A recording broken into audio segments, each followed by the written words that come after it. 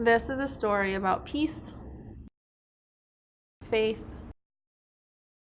and love between a father and daughter, and what happens when running connects the two in a divine way.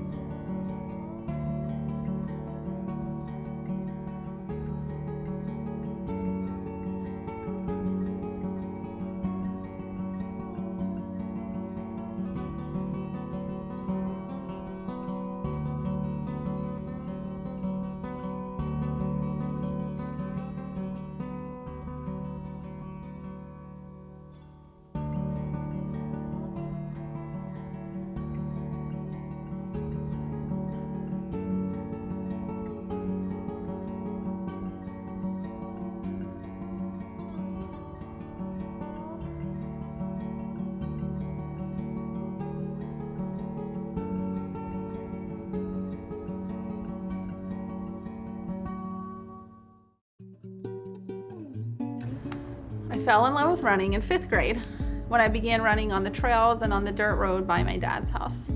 Athletics and running connected us because he was all about sports.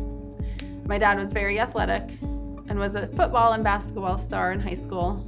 He even played football in college. After 5th grade, my dad began doing heavy drugs and drinking a lot. It was a difficult time for me and my twin sister, Tara. My parents were already divorced, and my mom, my sister, and I moved to Uniontown State Park. There, it was easy for me to go on a run and find peace and solace in the woods, on the trails, running. During track season in high school, my dad came to every meet to support me. At first, I was a little resentful, but I let it go because I was getting my dad back.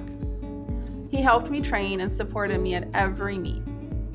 For me, in this chapter of my life, running was an antidepressant and was bringing me and my dad back together.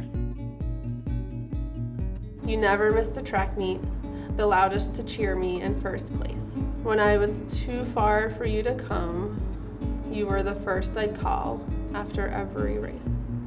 Please know I took your training tips to heart, to run hills and to run them hard, and to do so while wearing a weight vest.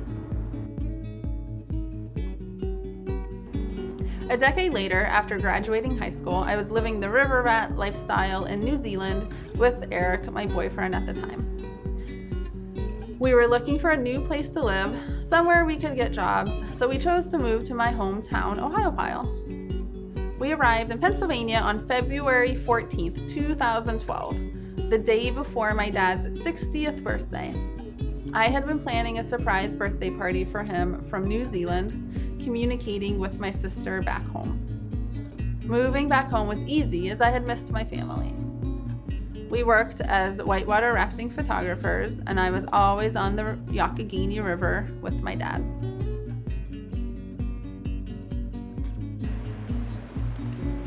By September, my dad began to lose weight and became very ill.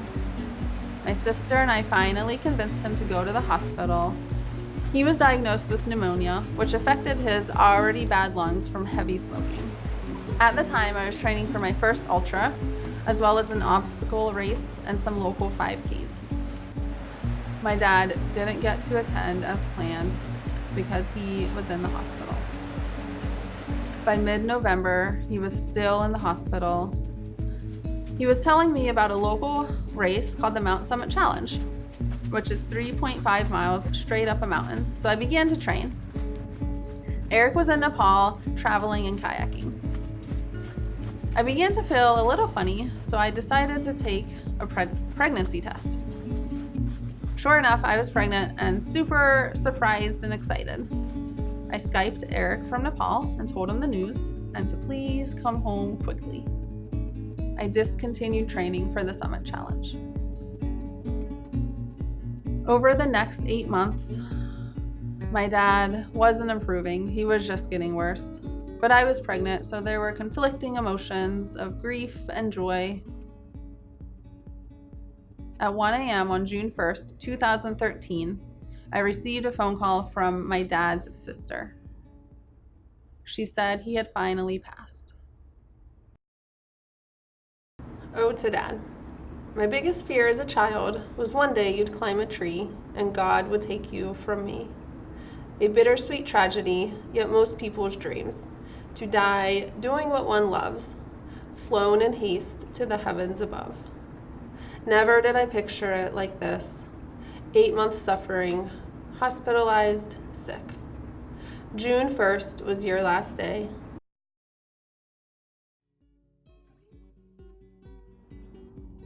I remember lying there next to Eric, feeling grateful to have something to look forward to. And just 27 days after my dad's death, on June 28th, 4 weeks early, Eric and I had a little boy.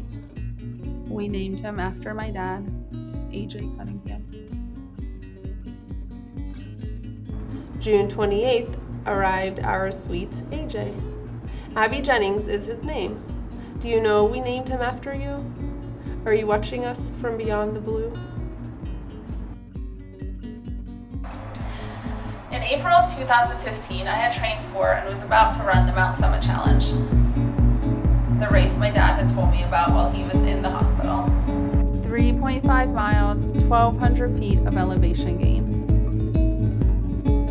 I went to check in for the race to get my bib number, and it was 52, my dad's birth year. This was my first race since his passing. The small sign of the connection I had with my dad through running was returning. My mom, my sister, my brother-in-law, Eric, and our son Abby were there at the finish line, and so was my dad.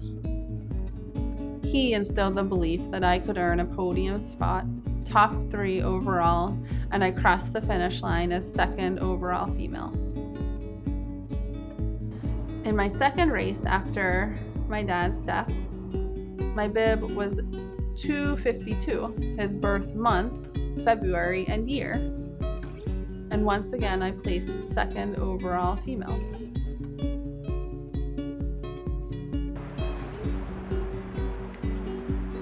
Miracle number 4 was at the 2016 Mount Summit Challenge. My bib number was 152. My dad's birth date, February 15th, and year. I won 1st overall female. The number 1 to me indicated that it was my turn for 1st place. These signs keep happening through bib numbers, race times, and combinations of places with Eric and myself. The last time it happened was at the 2018 Laura Highlands 50K trail race. My bib was 520. This was the 14th miracle, and probably not the last. My passion for whitewater is all your fault. So how could you be mad when I kayaked the falls? You'll be happy to know I only swam once. But the happiest news of all is that you're a grandpa. He has your olive skin. We'll instill in him what you displayed in your life: simplicity and hard work, how to be a friend.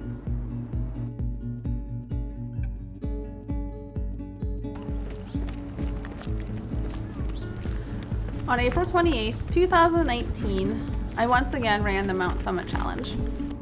As I trained for the race, I felt stronger as my second son was now 2 years old. Weeks before the day of the race, I told one of the race directors the story about my dad and the bib numbers and how it all started at the summit. When I went to register the night before the race, I saw the race director. She asked me if I wanted his numbers.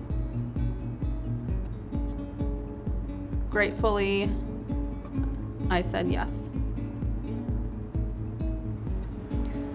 As the race began, I started to feel light on my feet as though I was being pulled up the mountain. Because of his undying support and messages from heaven, I dig deeper and smile bigger during every race. Running the summit feels something like heaven on earth. My goal is always to give it my all, have no regrets, and rise to my potential, embodied by the wildness and fearlessness of my dad.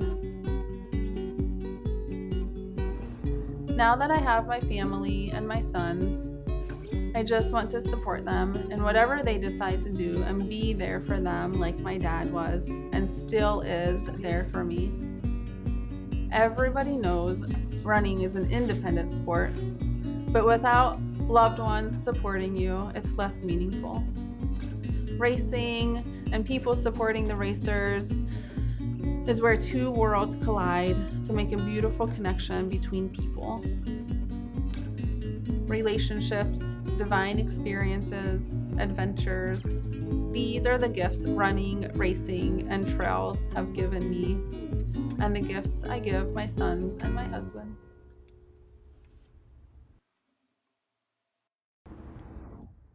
Open your hearts to the power, the gift, the miracle of the run.